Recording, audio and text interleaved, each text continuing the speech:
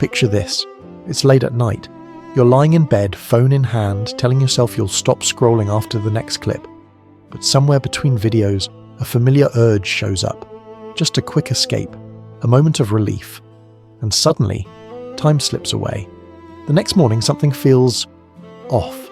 Some people wake up feeling mentally heavy, distracted, or strangely guilty. Others feel completely normal. No change at all. But here's the real question. What if you stopped completely? Not for a challenge, not for a streak, but forever. Maybe you've tried quitting before and couldn't last more than a few days. Or maybe you've never thought about it seriously, but the curiosity is there. Either way, this isn't about judgment. It's about understanding what actually happens. Welcome back to Psych 2, where we break down uncomfortable topics in a calm, honest, and shame-free way. We believe that understanding psychology helps people make better decisions about their bodies, relationships, and lives. So let's talk about it. Masturbation is often described as normal, even healthy. But what happens if someone never does it? By choice, belief, or simply lack of interest? Let's start with the body. How your body responds to masturbation might feel like a mental habit, but your body plays a role too. For people with male anatomy, sperm doesn't just stay stored forever. If it isn't released, the body usually reabsorbs it quietly. And sometimes it handles things automatically, through nocturnal emissions or what people casually call wet dreams. Research published in sexual health journals shows that going long periods without ejaculation increases the likelihood of these involuntary releases. Basically, your body finds its own solution. For people with female anatomy, the changes are more subtle. Sexual stimulation increases blood flow to the pelvic region, which helps relaxation and tension release. Without it, some may notice mild restlessness, mood shifts, or physical tightness. Nothing dangerous, just your body adjusting. Therapists and researchers agree on one thing. Sexual activity isn't required for physical health, as long as stress is managed in other ways. What happens in the brain? This is where things get interesting. Masturbation triggers dopamine, the brain's reward chemical. When that stimulation stops, the brain notices.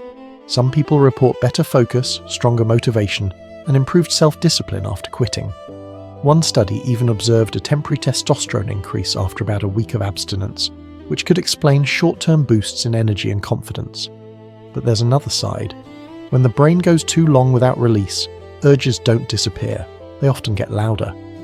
Increased stress, irritability, and intrusive sexual thoughts can surface. A 2021 study found that people who avoided masturbation experienced stronger and more frequent urges than those who didn't. In simple terms, suppressing desire doesn't erase it, it often amplifies it. Effects on relationships and dating. Some people believe avoiding self-pleasure strengthens romantic connections. They feel more present, more attentive, and more emotionally invested in their partner. Supporters of semen retention claim it increases attraction and intimacy, though scientific evidence here is limited. On the other hand, research shows that masturbation can actually improve sexual relationships. Studies suggest it increases body awareness and reduces performance anxiety, making partnered intimacy smoother and more satisfying. So does quitting help or hurt relationships?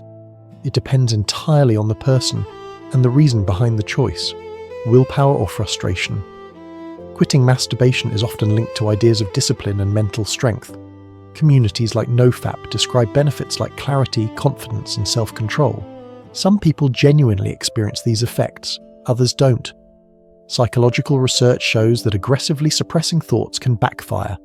A 2016 study found that people who tried to block sexual thoughts completely ended up thinking about them more intensely. Self-control isn't about total denial, it's about balance. Sometimes discipline grows better through small habits, like resisting distractions or building routine, rather than fighting natural urges head-on. How your view of sex may change. Long-term abstinence can shift how people relate to intimacy. Some feel more grounded and intentional, as if they've regained control over their desires. Others feel disconnected, frustrated, or conflicted, especially if abstinence is driven by shame or fear. Research in the Journal of Sex Research suggests that going without sexual release can reshape emotional bonding. For some, it deepens connection. For others, it creates internal tension. The difference isn't the behavior, it's the motivation. So, what's the truth? If someone never masturbates, there's no universal outcome. Some gain focus and discipline, others experience stress or frustration.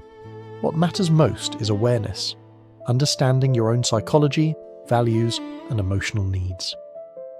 Masturbation isn't good or bad by default, it's a personal choice. And the healthiest choice is the one made with knowledge, not guilt. So now we ask you, have you ever tried quitting? What changed for you? Share your experience in the comments, and if you found this video helpful, don't forget to like, subscribe, and turn on notifications for more psychology-based content. Thanks for watching. We'll see you next time.